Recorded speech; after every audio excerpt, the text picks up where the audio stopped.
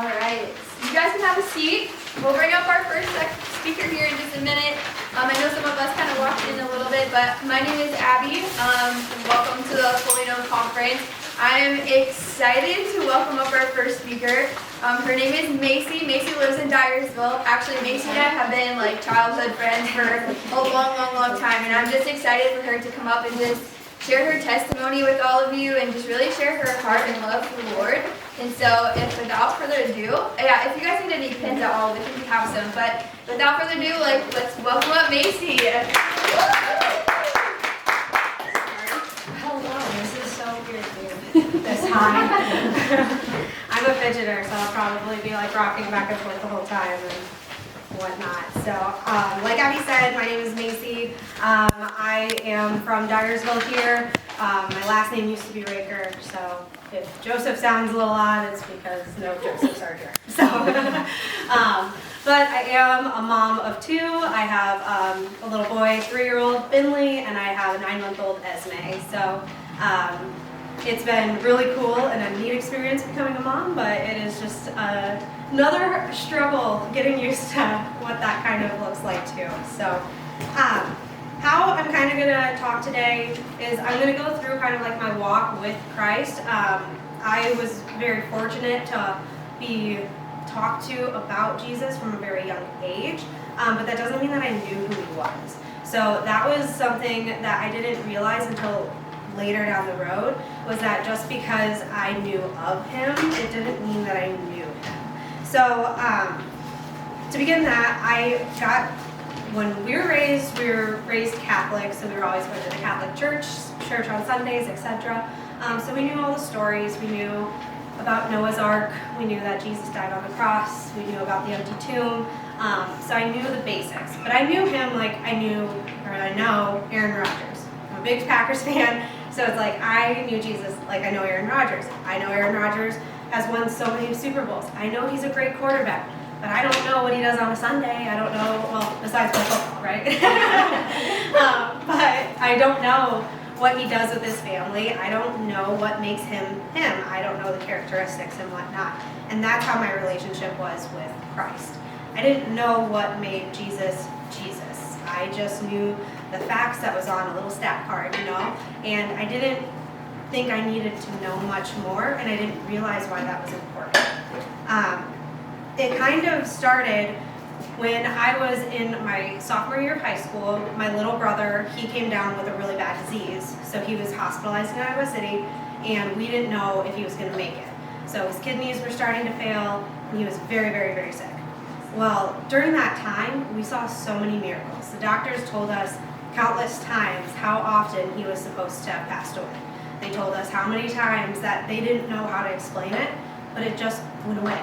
So it's like little things like that started to make all of us wonder, why is this happening and how come a doctor can't explain this? Lo and behold, it was just Jesus working. So at that point, with having them in Iowa City and being back here, he was down there for about a month to 2 months, and it just seemed like we were trying to figure out stuff at home that would help us get through this hard time of them being away and down there. So after he had that, we just started seeing so many miracles, and it made me more and more curious about who Jesus was and why he would bless our family with these miracles. Like, how cool is it that he did that for my little brother? And today, my little brother is doing much better. He has no long-lasting effects from this disease, and he was supposed to have either dialysis or high blood pressure for the rest of his life, and now he's been on and off high blood pressure medicine, but overall, he doesn't have what most people who go through this disease end up with. So after that, I started really digging into finding out more what Jesus did. I went to Beckman, and so I was in the theology class, and I was constantly at my theology teachers. I was like, well, what about this? Why is this? Getting into trouble all the time because I was asking too many questions, trying to figure it out. But what I learned in high school was that if you don't ask questions, how do you really get to know anyone? It's just how we get to know everyone who's a friend, a boyfriend, a girlfriend, etc. You have to ask questions to really get to know them, and that's what I had to do in high school. During that process, I was in a really bad relationship, which hurt incredibly bad, but I was also getting bullied. I had hate pages made about me on Facebook. I had Twitter pages made about me. It was terrible. And the people who were doing it, they had 3 other sisters. And so I not only had the girl at school, but I also had all of her sisters doing all of these things. And it was really hard. It took a toll on me. It was incredibly difficult to get through my days and feel like I could go to school and be who I am. And so I started putting up a front. During this time, it was just really difficult because in high school, everything that's said, you take it so personally. And, I oftentimes would try to just stay under the radar or just go about my day and I would be happy, And everyone who knew me in high school would always say, "Oh, you're so happy." And that's what I always heard was, "Macy, how are you so happy?" Well, what they didn't realize was that I was going through a terrible depression. I was really struggling. At home, I would sleep for days. I was very just not myself. Which that ended up leading to me contemplating taking my own life. Now, I went through that process for a good 6 months to a year out of my high school time. That's a lot of time that nobody knew I was even struggling. No one knew what was going on behind closed doors, including my family. With that, gratefully, I had a friend who I did end up opening up to in our little resource room. So the resource room in Beckman is just a place where you can get help with math and reading and stuff like that. And his family knew my family well, and we started talking about things, and somehow he got me to just tell him what was going on. Luckily for me, he was the right person to open up to because he called my parents. So my parents took me into, they called Beckman, and the vice principal at the time, she called me into the office to talk. And during that time, she ended up telling me that my parents were coming in. Well, I thought this was an ordinary school day, and I didn't know what was going on. So when I went in to talk to her and she said that, I knew right away that they had found out what I was thinking. So they brought me into Mercy Hospital, and I was admitted for 2 weeks into their psych unit for mental health, and I got some help with that. I did not want to be there. It was the worst experience at that time ever. I mean, I walked in there, I didn't want my parents to leave me. I was scared. I didn't know what was going to happen, how long I was going to be there. And at that time, I was already struggling so much with my mental health and the things going on in life. I thought, what are people going to say when they find out the last 2 weeks I missed school? I was sitting in the hospital, And so at that time, it seemed like it was this terrible thing to go through. But to be honest, it was the best thing that could have ever happened to me. So during that time, I found Jesus because I found him sitting in a room with all white walls, with beds, with my doors that had no edges. I can picture it so perfectly that the toilet didn't have a toilet seat, all these things. And I found Jesus in that little white room because the only person who was in that room with me was Jesus, So it's I didn't have anything else to do except for figure out who am I, what am I doing here, and how can I get better. So then after I got out of the hospital, about a year later, we found out my dad got diagnosed with cancer. When Dad got diagnosed with cancer, it hit us like a train. We didn't know what to do. My mom was a stay-at-home mom, so all of our income was through my dad. Well, he couldn't farm due to the chemo treatments, radiation, all of that stuff. He had to make a very hard decision of whether to keep farming or to get out of it. We were very blessed because we had a lot of friends and family in the area who were able to step up, and they actually took care of his fields, and they didn't ask anything from it. But during that time, it was so hard to keep our family strong because we didn't know what was about to happen. I was gone away to college, so as Dad started his chemo treatments, they sent me off to UNI, and at UNI I discovered BASIC, so that is a campus ministry. They're incredible, so if you're going to college anytime soon, find a campus ministry. They're incredible. But there, I started to learn who Jesus was, and I stopped knowing just the facts that were listed on a sheet of paper or that I had learned from going to church and just knowing the top 5 stats that Jesus had. When I was there, I was able to dig in deeper and really find out, okay, who is this guy and why do I need him? Why is he so important? What makes him more? I knew sitting in that hospital bed, I knew that he was my only way to really get better. I knew that that was how I could move forward. And so it seemed like at that time, it was just like the saying, you only have to have faith of a mustard seed. And that is exactly what I had in the hospital. And when I went to UNI, that mustard seed started to grow. I wanted to know more.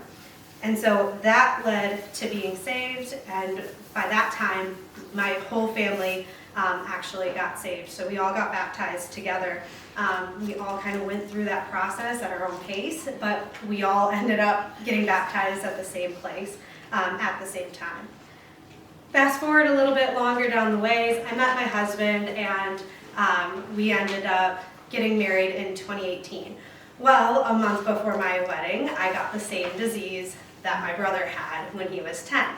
And so I was also now hospitalized in Iowa City, again for HUS for a few weeks, and I got out about 2 weeks, 2 weeks prior to my wedding. As you can imagine, the stress that goes into planning a wedding is high enough, but to put on there that you're also sitting in a hospital in Iowa City not knowing when you're leaving and having all these issues with your organs and your blood, it's just very stressful. So it was really hard, but it turned me closer to Jesus. So during that time, we had so many family members come in and whatnot that just really came in and comforted us and helped, and so the wedding was able to go on at the right time that it was supposed to. About a year later, we had my son, my firstborn, and he ended up within the first 24 hours, he stopped breathing on his own. So we now had a NICU baby. So he was hooked up to oxygen and he was getting the antibiotics and we couldn't hold him. And that was so hard because you start to feel like even though you want to turn towards God, you're almost frustrated at why this might happen to your son or your daughter, or why this might happen to you or your husband or your family member, and it just gets to be really difficult. And so at that point, it was hard for me to go through that and find Jesus. Well, Finley ended up being okay. My friends and family came and visited. They helped us through that really hard time, and we got through it. And that has been the last of our really hard times so far in this life. And I know that through it all, I needed to go through those things to find my relationship with Christ.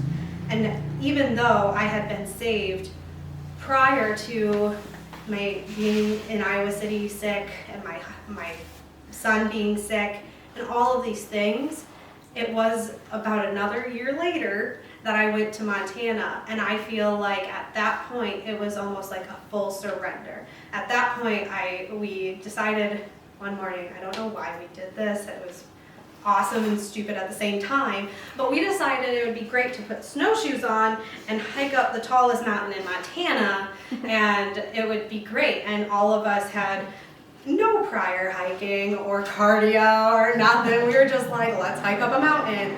Well, about halfway up that mountain, I turned to the girl who I was with and I was like, I don't think I can do this.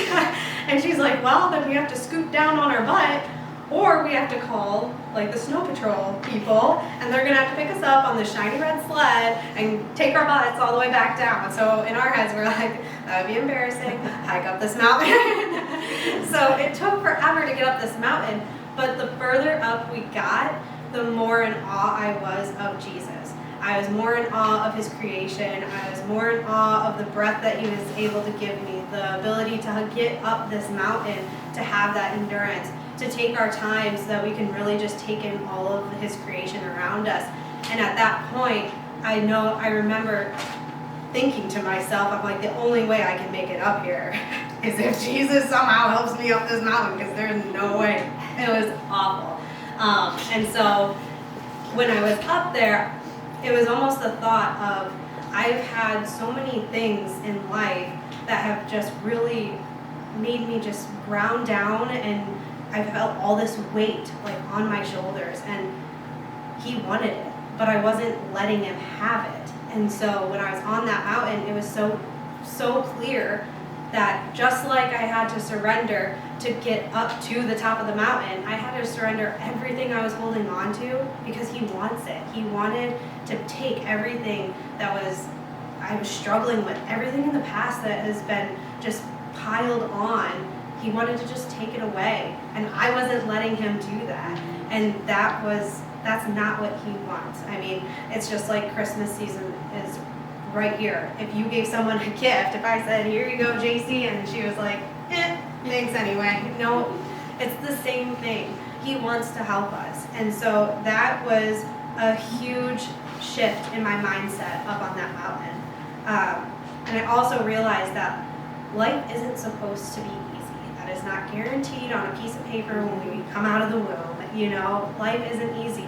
And that is something we should rejoice in. And it might sound really, really silly, but Jesus gives us those things so that we can get closer to him. If we didn't go through those struggles, we wouldn't have to ask him for help.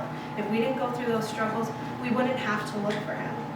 If we had life that was so easy, what would draw us closer to him to tell him that he needs to take it because you can't handle it? And it is okay if you can't handle it. And that is something that is really hard to accept, is that you don't have to handle everything. Not everything has to be easy, and you don't have to figure everything else out. One thing that when I was writing everything and thinking and praying about it, I thought back to when I was in high school. My favorite saying, even on my Twitter bio at that time, was a Harry Potter quote, because I used to love Harry Potter. But the quote was, happiness can be found even in the darkest of time if only one turns on the light. The more that I thought about that, for now, I applied it more so in the sense of even in our dark times, when we're going through all those struggles, Jesus is there. We just have to turn to him and ask him for that help. So just like turning on a light switch in a dark room, all we have to do is turn to him and ask him that we need help, that we need him, And the thing is that even in the dark times, there was always Jesus. So I went back through every struggle I had gone through. So during the struggles in my relationship, Jesus was teaching me what to look for in a husband. When my brother had HUS, Jesus was sitting on the bedside comforting him. He was holding my mom and dad's hand. He was caring for my siblings, and he was teaching me strength and how precious life is. When I found out my dad had cancer, he was in my best friend who came over at 3 a.m. in the morning because I didn't know what to do about it, and she was there to just listen.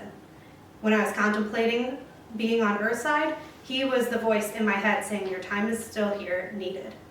When I was hospitalized for mental health, he was still sitting in that white-walled room with me at the edge of the bed, wiping away every single tear that I shed so that he could take my pain. And it's funny because this is also reiterated in Psalms 56:8. It says, you keep track of all of my sorrows. You have collected every tear in a bottle. You have recorded each one in my book. When I was hospitalized for HUS for a month prior to the wedding, he was in my mom, who didn't leave my side, and he was in each one of my family and friends who visited and helped me plan the wedding. He was also in the doctors who cared for my brother that came in and helped my doctors. Because this is a very rare disease, so no one knew what to do except for his doctors, who were in peds, so they had to come out of their department to help us. When my firstborn stopped breathing on his first 24 hours of birth, Jesus was in each one of our nurses who were reacting quickly, and he was also in my best friend who drove 2.5 hours just to sit with us. Jesus is there. Darkness is only dark until you find the light. It's just like when you're looking at a sun and the darkness is behind you. You don't turn and face the night. You turn and you face the sunset or the sunrise. You want to bask in all of that warmth, and that's just like Jesus. We don't have to focus on the night when the sunset or the sunrise is right in front of us. Your struggles are just a way that God prepares you for what he has planned to come, or what he's planning to prepare for you to help someone else on your way. We can rejoice in the struggles because they're a blessing from God that make us stronger and help us turn towards Him. And the thing is that when we are able to take our struggles, rejoice in them, and then we can help somebody else down the road, that is in His plan. That is a reason for you to go through your struggle. And another thing that during my faith walk that I really learned is the difference between joy and happiness. When you look up the definition of happiness, it's a satisfying experience or the feeling of fullness. When you look up joy, it is perpetual gladness of the heart from knowing and experiencing and trusting in Jesus. So those are the biblical definitions of happiness and joy. Now, just to give you guys like a side-by-side contrast of the two, happiness is temporary. It is external. It's dependent on your circumstances. It is inconsistent and it is a result. It is an emotional response and an effect. This is why it was so hard before I found Jesus, because I was constantly searching for happiness. Well, we're not all guaranteed happiness. Happiness is only based on the circumstances happening to us and how we feel about it. Joy, on the other hand, is constant. It is eternal. It is foundational. It is an inner contentment. It is a cause, and it is eternal. Joy is also a fruit of the Spirit. So once you have Jesus, you can have this joy in you that you can see the things happening to you are happening for a reason. They're happening because God is planning for you to do something bigger. There is something planned in your path, in your walk with Him, that is bigger than what you can even see. And I spent way too much time focusing on happiness because everyone wants to be happy. But no one talks about being joyful. And so for me, that was a really big switch when I found Jesus, is being joyful instead of searching for happiness and that quick feeling after something happened. It was a lot less of, I'm going to do self-care and self-love, and it's all about me. And it was more about being selfish and having that mindset turn and helping others. And that causes joy versus I'm going to help myself and now I'm happy. I know that times are hard and that God can use me as a tool to help other people as I go through these hard times. And I know that hard times aren't easy for anyone to go through, but rejoice in those hard times, because when you rejoice in them, you're being equipped to help somebody else down the road.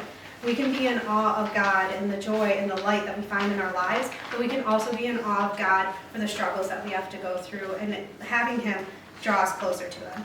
So that's all I got, but I hope that you guys got something out of that, and I hope you all are open to just surrendering everything to Jesus, because life gets so much better after that. And I know that it affected my life, and it can do a lot for yours too.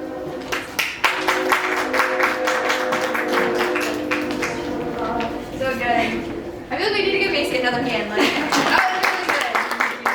I don't know about you guys, but I don't think I could trek up a mountain either in snowshoes and without Jesus.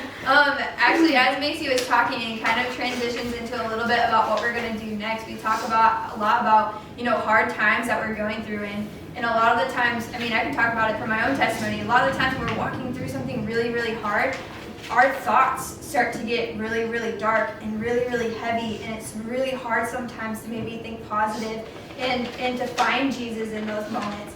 And so we have to remember that when our negative thoughts start to come in, those are little fiery darts from the enemy.